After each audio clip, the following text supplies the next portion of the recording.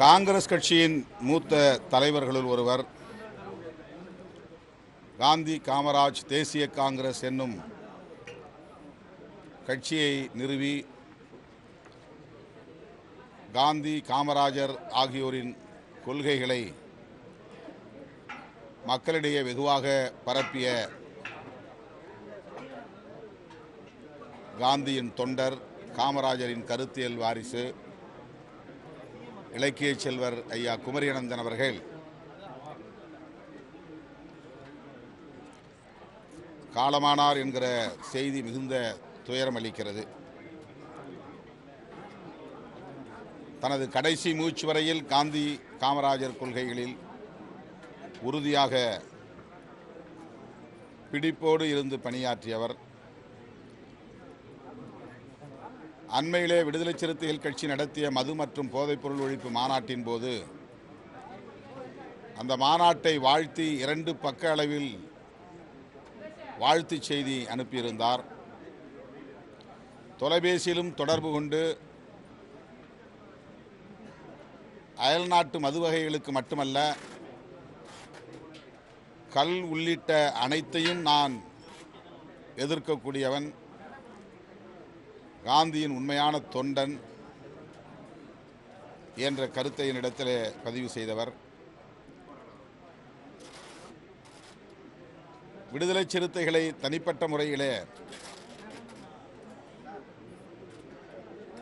வாழ்த்தி ஊக்கமளித்தவர். இந்த கட்சி வளர வேண்டும், தமிழுக்கும் தமிழ்நாட்டு மக்களுக்கும் விளிம்பு நிலை சமூகத்தினருக்கும் சிறுபான்மை மக்களுக்கும் தேவையான ஒரு அரசியல் இயக்கம் என்பதை பல மேடைகளில் எடுத்துரைத்தவர்.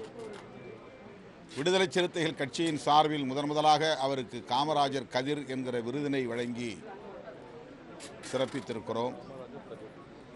நாங்கள் நடத்துகிற அனைத்து பேரணிகளிலும் ஆர்ப்பாட்டங்களிலும் பங்கு பெற்றவர்.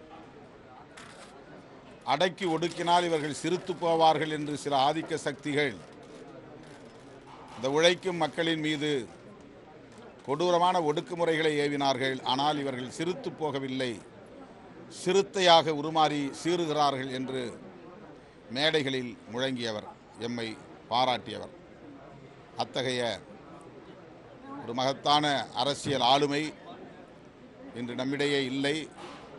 இது தமிழ் சமூகத்திற்கு நேர்ந்த பேரிழப்பு.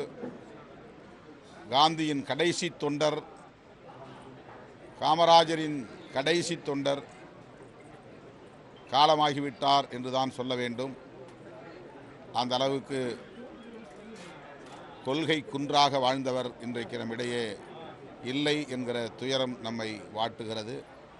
அவரை இழந்து வாடுகிற அவருடைய அருமை மகள் தமிழிசை சவுந்தரராஜன் உள்ளிட்ட அவருடைய குடும்பத்தாருக்கும், காந்தி காமராஜர் தொண்டர்களுக்கும் விடுதலை சிறுத்தைகள் கட்சியின் சார்பில் எமது ஆழ்ந்த இரங்கலை தெரிவித்துக் கொள்கிறோம்.